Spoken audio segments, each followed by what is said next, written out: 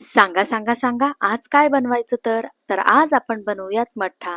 पण आजचा जो मठ्ठा आपण बनवणार आहोत ना, हा काही साधा सुद्धा नव्हे, हा आहे पुदिनावाला मठ्ठा, जो प्यायला एवढा भारी लागतो ना की एकदा जर तुम्ही याचा एक ग्लास जर घ्याल ना, तर डोक्यापासून ते पायापर्यंत एकदम थंडगार आणि रिफ्रेशिंग असं फील होईल तुम्हाला. दरवेळी एकाच प्रकारे मसाला मठ्ठा पिऊन आणि बनवून जर बोर झाला असाल ना, तर एकदा तरी माझ्या रीतीने हा पुदिनावाला मठ्ठा नक्की बनवून बघा. चला तर मग पुदिना मठ्ठा बनवायला सुरुवात करूयात. तर सर्वप्रथम आपल्याला इथे मसाला बनवून घ्यायचा आहे. तर मसाला बनवण्यासाठी गॅसवर मी इथे एक छोटीशी कढई चढवली आहे. तर या कढईमध्ये इथे मी 1 टेबलस्पून एवढं जिरा याच्यामध्ये ऍड केलेला आहे. जिरा ऍड केल्यावरती जिऱ्याला आपल्याला इथे 2 ते 3 मिनिटासाठी गॅसला एकदम लो फ्लेमवर ठेवून याला भाजून घ्यायचंय. तर इथं मी जिऱ्याला 2 मिनिटासाठी भाजून घेतलेलं आहे. तर चला तर मग आपण याच्यात जेवढं आपण जिरं घेतलंय ना, तेवढंच आपल्याला इथं धणे याच्यामध्ये ऍड करून घ्यायचं आहे.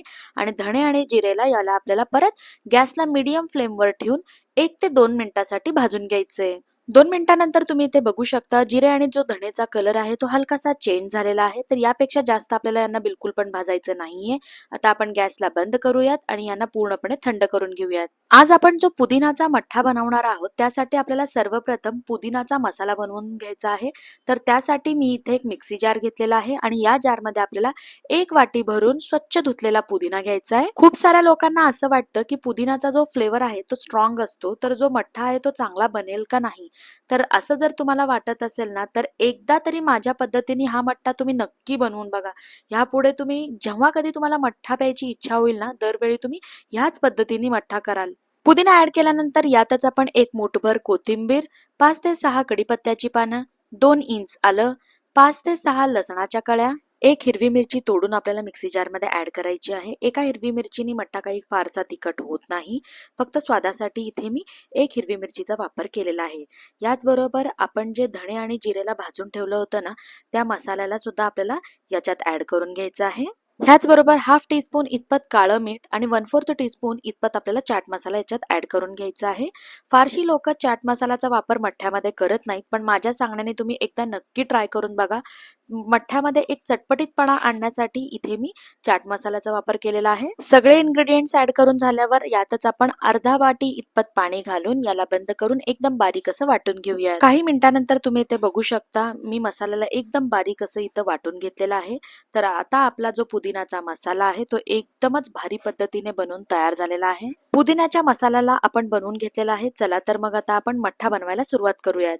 मठ्ठा बनवण्यासाठी इथं मी सर्वप्रथम अर्धा लिटर इतपत दही एका बाउलमध्ये काढून घेतलेला आहे. मठ्ठ्यासाठी तुम्ही कोणत्याही ब्रँडच्या दहीचा वापर करू शकता. जर घरी बनवलेलं दही असेल तर फारच उत्तम. ह्या दह्यामध्ये आपल्याला चवीनुसार मीठ आणि 1 टीस्पून इतपत साखर ऍड करून घ्यायची आहे. एवढं साखर ऍड केल्याने जो मठ्ठा आहे तो काही गोड होणार नाहीये, तर उलट मठ्ठ्याची चव बॅलन्स करण्यासाठी इथे आपण साखरेचा वापर करत आहोत. दह्यामध्ये मीठ आणि साखर घालून घेतल्यानंतर आता आपल्याला लाकडी रवीने याला 2 ते 3 मिनिटासाठी घुसळून घ्यायचं आहे. जर तुमच्याकडे रवी नसेल ना, तर तुम्ही या प्रोसेसला मिक्सी जार मध्ये पण करू शकता. पण असं म्हटलं जातं की रव्याने घुसळून जो मठ्ठा आपण बनवतो ना, तो आपल्या शरीरासाठी फारच चांगला असतो आणि जास्त थंडावा देणारा असतो.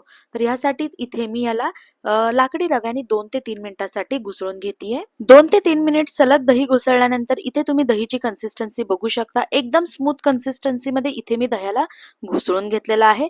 तर दही घुसळून घेतल्यानंतर आता आपण यातच 2 ते 3 ग्लास भरून पाणी ऍड करून घेऊया. आता बऱ्याचदा काय होतं, काही लोकांना मठ्ठा जो आहे तो घट्टसर आवडतो, तर काही लोकांना पातळसर आवडतं. म्हणूनच तुम्ही यामध्ये तुमच्या आवडीनुसार यात पाणी घालून घ्या. तर इथे मी 3 ग्लास इतपत पाणी याच्यात घालून याला 2 ते 3 मिनिटासाठी घुसळून घेतलेला आहे.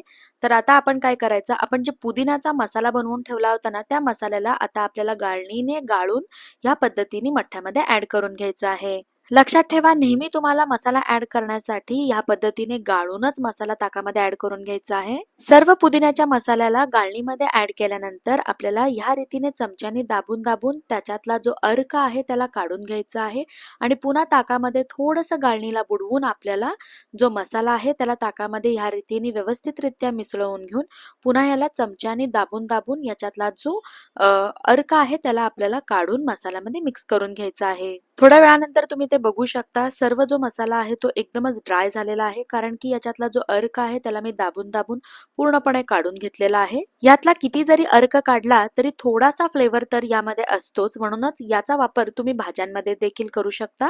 तर हे बघा, इथं मी सर्व मसाल्याला गाळून ताकामध्ये ऍड करून घेतलेला आहे. चला तर मग आता आपण याला 2 ते 3 मिनिटांसाठी सलग घुसळून घेऊयात. ज्याने आपण जे मसाला याच्यामध्ये घातलेला आहे ना, तो मठ्ठामध्ये एकदम व्यवस्थितरित्या मिक्स होईल. तर बघितलात ना मंडळी, पुदिनाचा फ्लेवरवाला मठ्ठा बनवणं किती सोपं आहे. तर हे बघा, इथं आपला मठ्ठा जो आहे तो घुसळून तयार झालेला आहे. घुसळल्यानंतर यातच आपण थोडासा बर्फ घालून घेऊयात. कारण की जर मठ्ठा थंड नसेल ना तर याला प्यायची मजाच नाही. तर फायनली इथं आपला पुदिना मसाला मठ्ठा बनून तयार झालेला आहे. तर या कडकत्या उन्हाळ्यात तुम्ही सुद्धा माझ्या पद्धतीने एकदा तरी या मठ्ठ्याला घरी नक्की ट्राय करून बघा. मी खात्रीशीर सांगू शकते की तुमच्या घरात लहानांपासून ते मोठ्यांपर्यंत सर्वांना या नवीन स्टाईलने बनवलेला मठ्ठा नक्कीच आवडेल. जर तुम्हाला माझी ही रेसिपी आवडली असेल तर लाईक, शेअर, सबस्क्राईब नक्की करा. बाय.